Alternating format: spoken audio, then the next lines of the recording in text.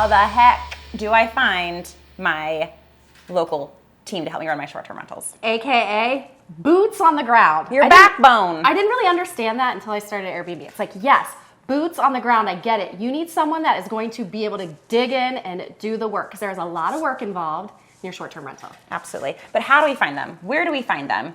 And how do we know they're the right fit? Great question, but we have all the answers.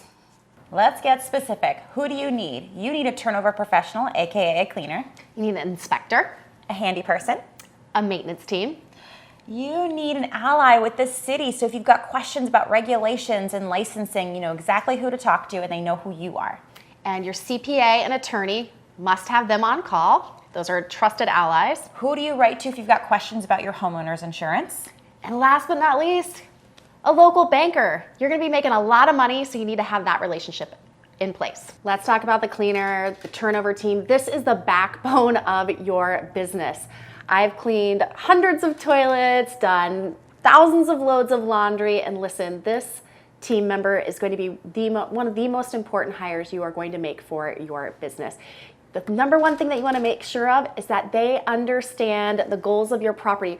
Residential cleaning is very different than cleaning for short-term rentals. You need to make sure that you're very, very specific in your property and the needs of the guest. It's very different than the needs of a homeowner. The next role you need is the role of the inspector. Do not confuse the inspector with your cleaner's babysitter or the person who's gonna tear the cleaning team apart. That is not what we're saying here.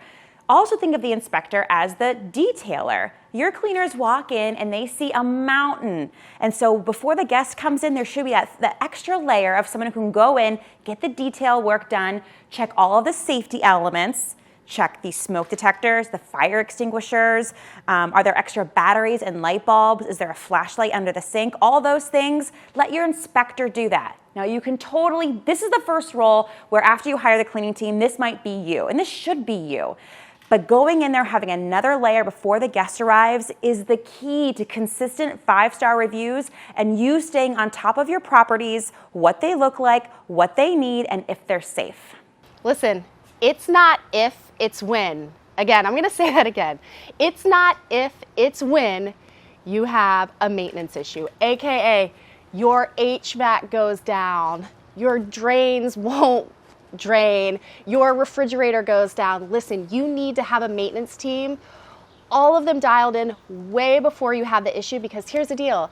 That guest, they need it fixed now, because if not, you're probably going to end up refunding some of their money. So have that trusted maintenance team from HVAC, plumber, electrician, have that on your list ready to go before you welcome your first guest. All right, the next person you need to find to be able to call is a handy person. Who is that person who's a fantastic problem solver? But it cannot be just any handy person. It has to be someone who understands the business that you're running. It's a hospitality business. When they go in, they know they're approaching a guest, not a tenant, not a homeowner, but a guest. And if this handy person doesn't work for a hotel, you might need to explain to them the nature of the person they may encounter when they go to a property. Maybe this person is gonna help you set up your new short-term rental unit, but someone you can call who can tackle any issue and maybe tell you, hey, we need an electrician for this. We need an HVAC tech for this. Having a handy person to call is critical. Another crucial team member, and you want to be very proactive about this, is having a city ally. Is it someone in the parking department, the licensing department, trash removal? You need to have an ally. That way, they know who you are, you know who they are, and you can get ahead of any issues that you might have. You're also going to need a CPA, an attorney, and a great contact at your homeowner's insurance company.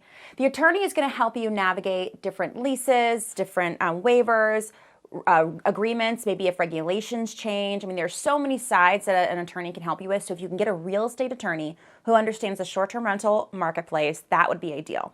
A CPA, someone that understands if you're owning a short-term rental or if you're running a property management hosting company, a CPA who can really help you take advantage of some tax breaks and help you get organized year over year so your business is super clean. You never know if you're going to want to sell it.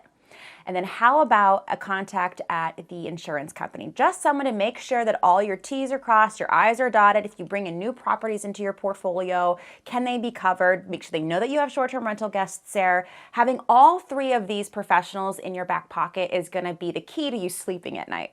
And last but not least, it's the whole reason you got into this, right? Wealth. You need to have a local banker that you also have on speed dial.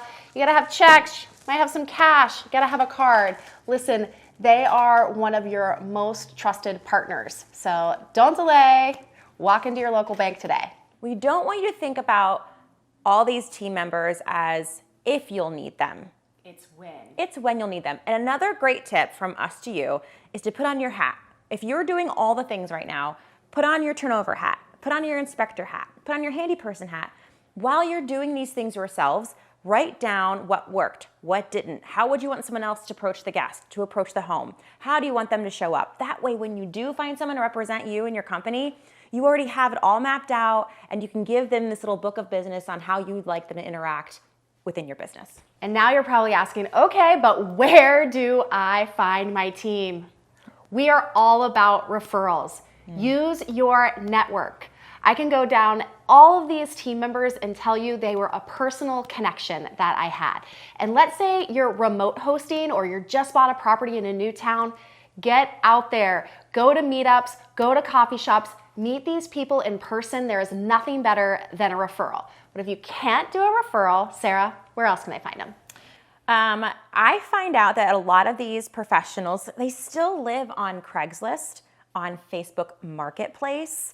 There's all those other apps like, Thumbtack, TaskRabbit, things like that. See who's well reviewed and message them. Hey, could we date and have you come and hang these curtains for my short-term rental? See how they interact with you. They communicate well. Audition them. Try them out. Realtors are great. They always want to connect with you, especially if you're a property owner. They'd be happy to give you referrals. And then what's your favorite? We have to tell them the other favorite. Yeah, way. and then last but not least, when the people are doing the work, that's when they're showing up. I ask people all the time when I'm on my walks and I see a cleaning crew leaving a house, if I see a handy person outside working on a home at 8 a.m., they're the person I want to help. So I like to see people in the action doing the work, and I will actually approach them and say, hey, can I have your card? Let them know who I am, and I might need to use them in the future. If you want more content from Annette and myself, remember we've got a podcast where you're also dishing out different weekly content. We even have a great episode where we interviewed one of our inspectors. It's from her point of view. She still works with us today. She loves her job. Find out what it's like to be an inspector through that episode. And we are here to up-level what it means to be a host, so please like, comment, smash that sub button. Get the word out. And we'll see you next week.